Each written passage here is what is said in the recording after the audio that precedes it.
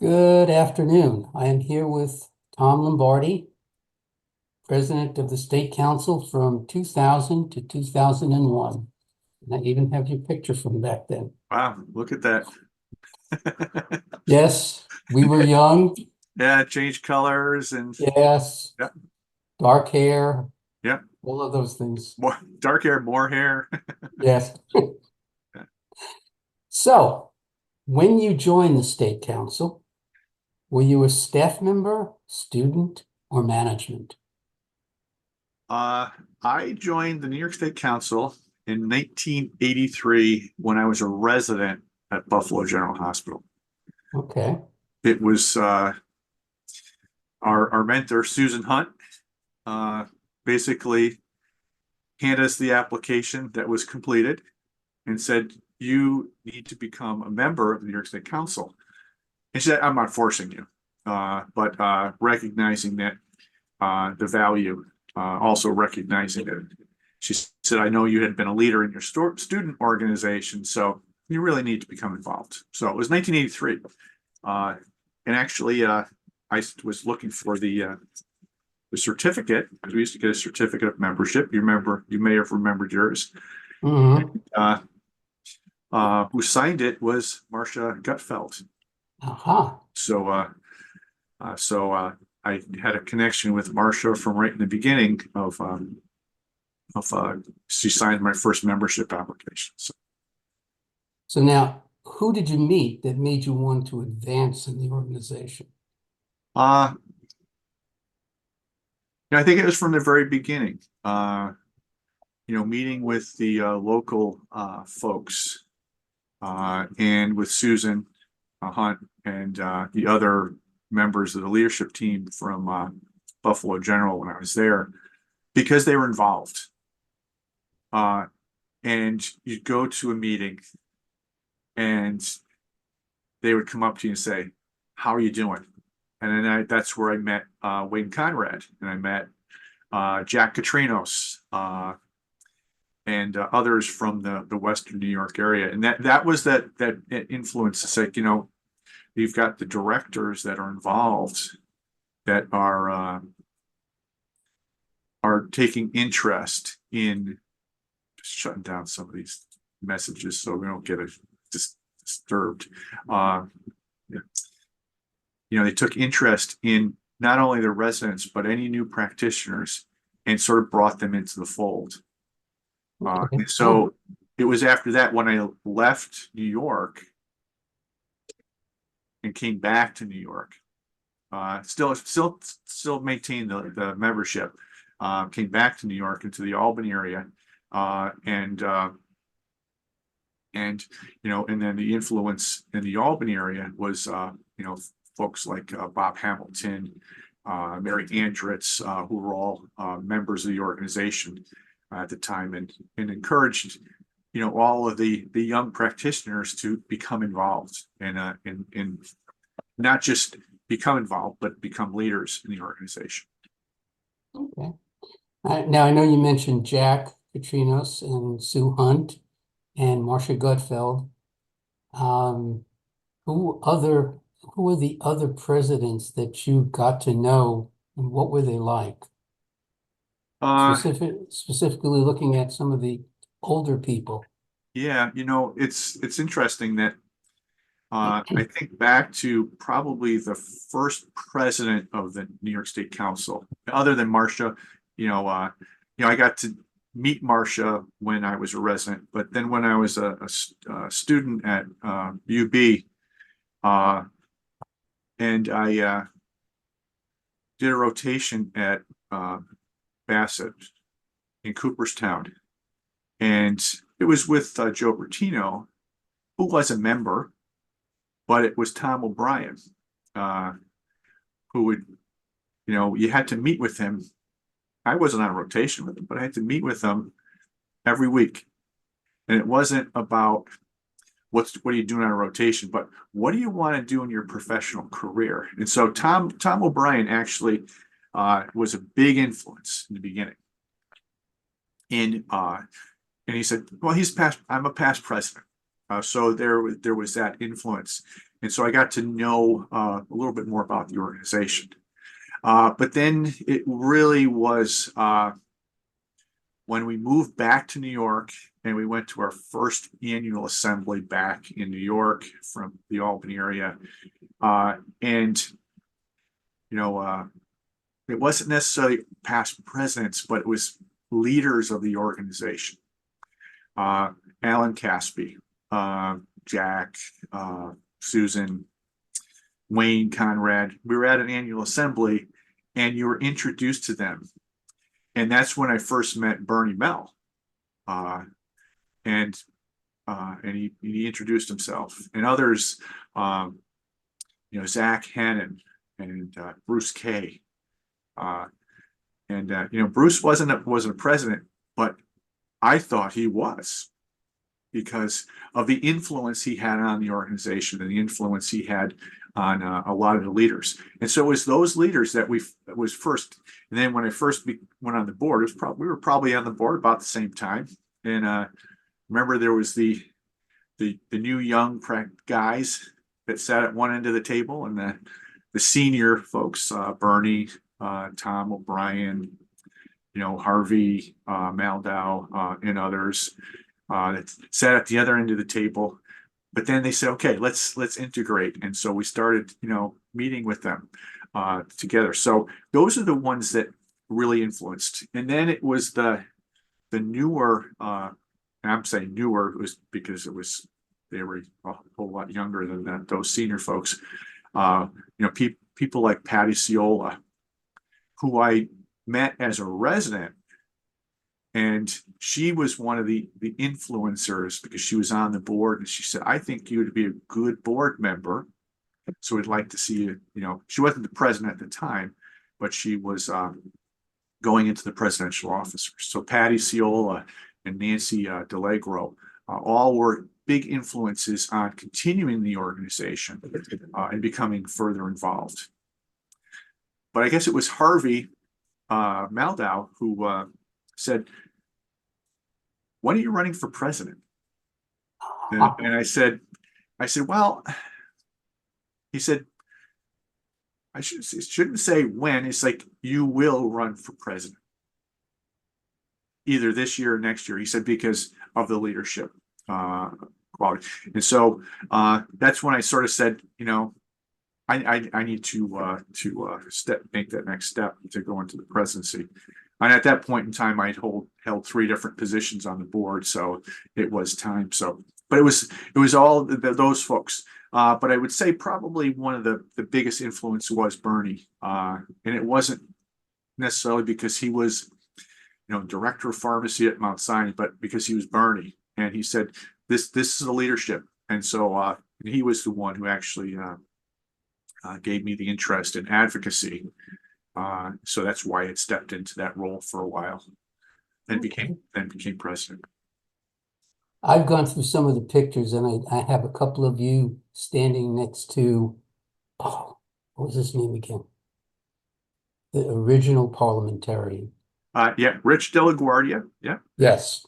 Yeah. And it's like he's pointing at something, and you're looking at it and going, aha.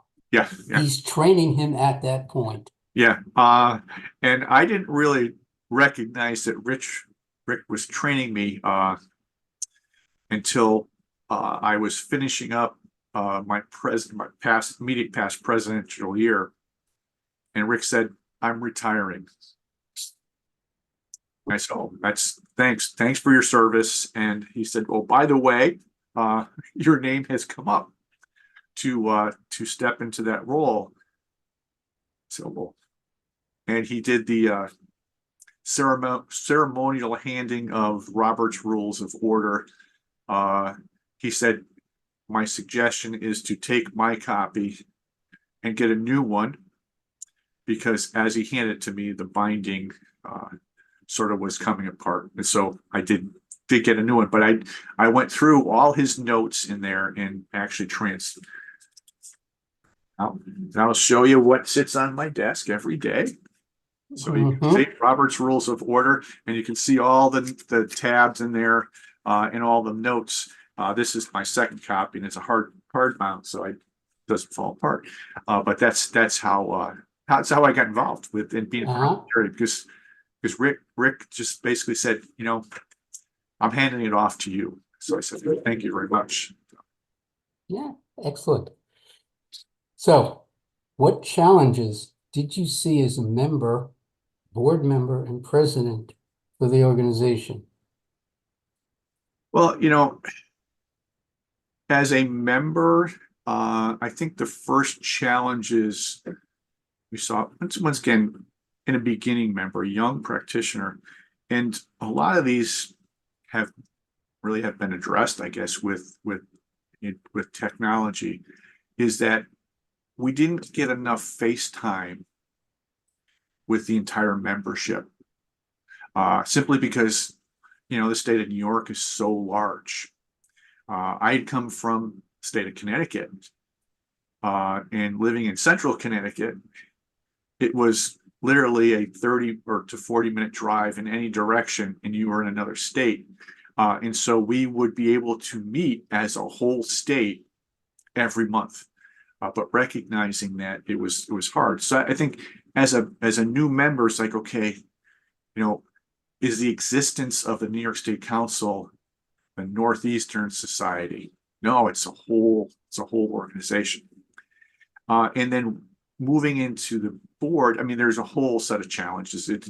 Back then, it was pretty much the same thing. It's like just trying to get everybody together to meet. We didn't have email. We didn't have Zoom. We didn't have any of this to be able to meet virtually. And so we would have to meet through the U.S. Postal Service, through telephone calls, which we didn't use too much, and then trying to get together several times a year. And that was a little bit of a challenge, but it was actually a good challenge to go through and learn how to operate in that existence.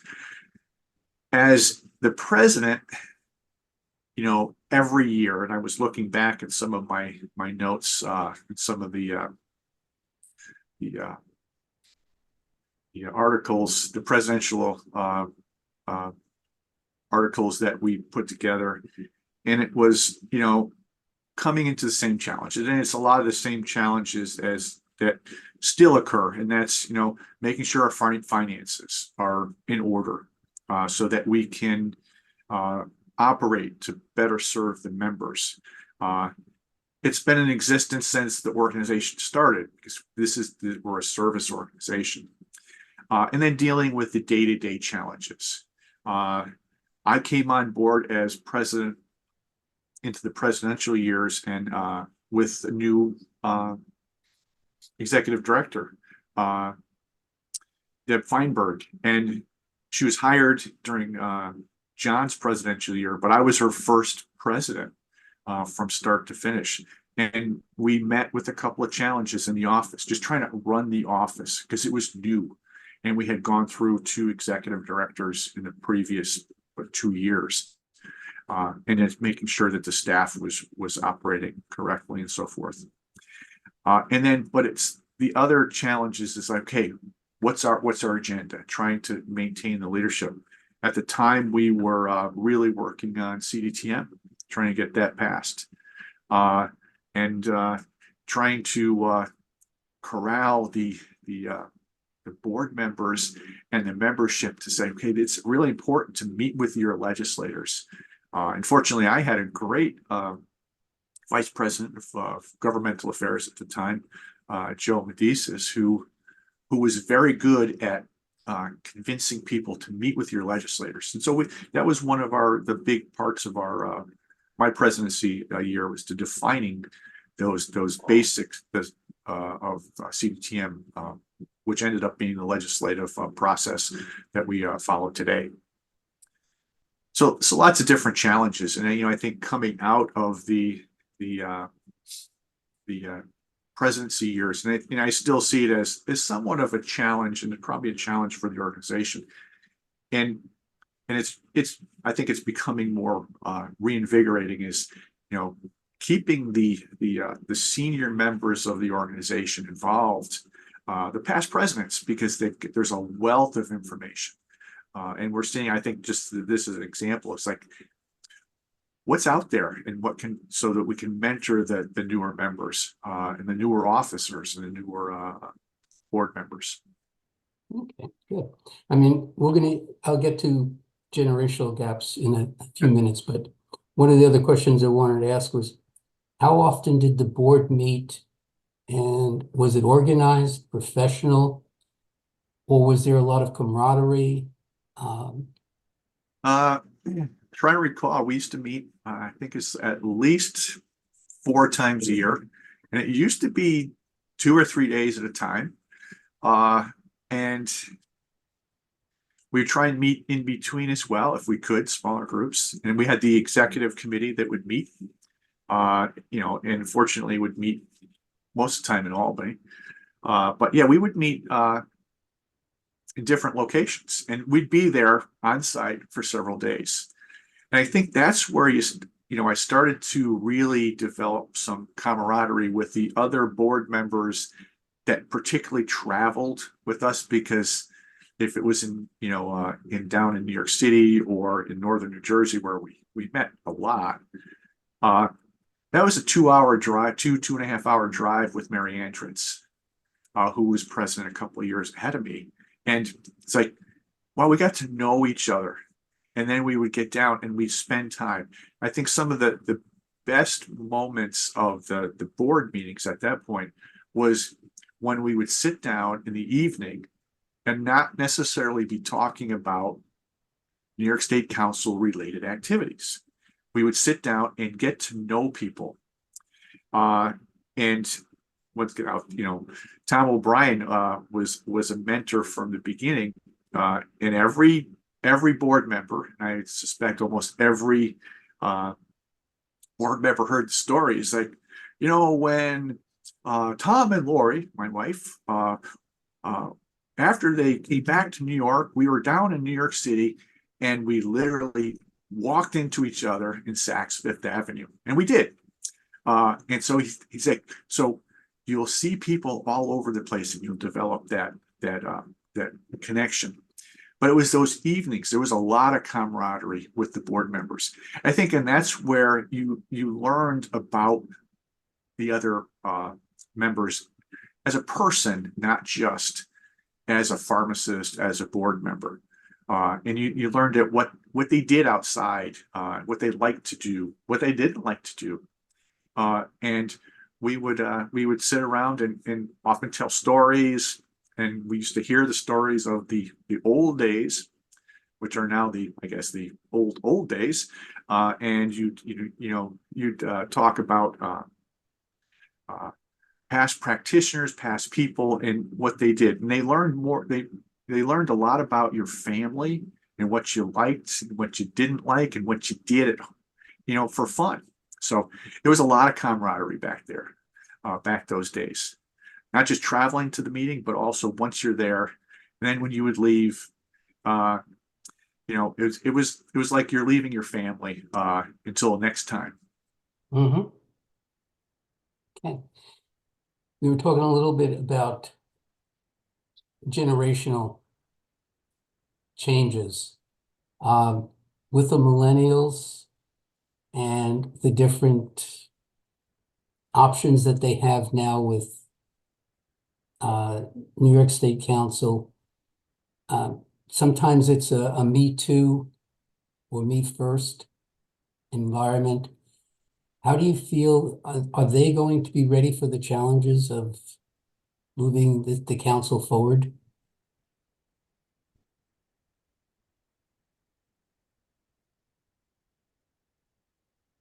Having children in that age group, and learning about how they manage things differently, and I think it's just making sure that they stay on track in mentoring those folks, the young folks, to take over the organization, to have history of where it came from, but also not just dwell on the past, but create the future, because the practice is changing. We recognize that we're going to need a different different methods of management, different methods of leadership. But I think they're up for the challenge. I really think our new generation's up for the challenge to bring the organization, continue to bring the organization forward, recognizing that the organization looks very different today than it did in, was it 1958 when it started, and in 2000 to 2001 when I was president, and it will continue to change, and the focus will change based on the needs of the members of the pharmacists. But I really do think they're up for the challenge. Now it's trying to get everyone involved in their interest area. But I think they're up for the challenge. All right. Was there any major mishaps or issues that turned up in your presidency that you would tell future presidents not to repeat? Yeah. Yeah, there we had one which actually developed a lot of the start of a lot of the policy regarding the financial policy and treasurer policy and sign off of payments and so forth. During the interim, we did have an issue where we had office staff member who was misusing some funds because we didn't have enough supervision because we were in between executive directors and people were doing things on part-time basis, which then developed into a lot of the segregation of duty activities for particularly when it came to finances and so forth. And it was the beginning. And truthfully, that was, I'm looking back, it's almost 25 years ago that I was installed as president-elect, and we're still developing, and fine-tuning those policies as we go along because the needs have changed. But there was that challenge, and I think that was the starting off the year. Saying, is the year going to be great? And then it turned out to be really very good because we did recognize and we saw where we needed to improve in that area. So we looked at it as it wasn't a problem. It was a challenge that we had to overcome. And we learned a lot from that incident of how to handle a situation in the future if that were to occur again. Okay. All right.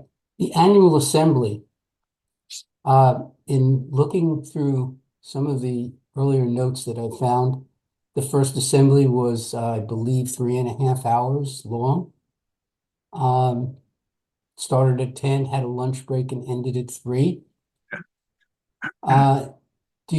When you started going to your annual assembly, which you mentioned earlier, how was it? How did you feel as coming upon it, and what was it like? What was your president's installation at your annual assembly like as well? Yeah, the first annual assembly my wife and I attended was in the Catskills. It was probably not the most popular place to go, but a lot of people attended. And then the following year, we were at the Sagamore. So it went from the Catskills to basically the Sagamore. And that's part of what sold us. But, having been on the annual assembly committee with the educational aspect, we would be there Monday afternoon and setting up, and then everything would start on Wednesday. And so it was a lot longer period of time. And even it's been fine-tuned now, but it was a lot of work behind the scenes. And it was that, but we had a lot of more free, I don't say free time, but more time to network, to meet people. Now it seems like it's coming back down and it's been compacted a little bit more, but it was many days long. And with that came, you're away from family and job for many days. And fortunately back then we had the opportunity to do that, but today it's a little bit harder. So it was longer. It was nice. It was little bit more free time to interact and network with folks. But we also got some really great education.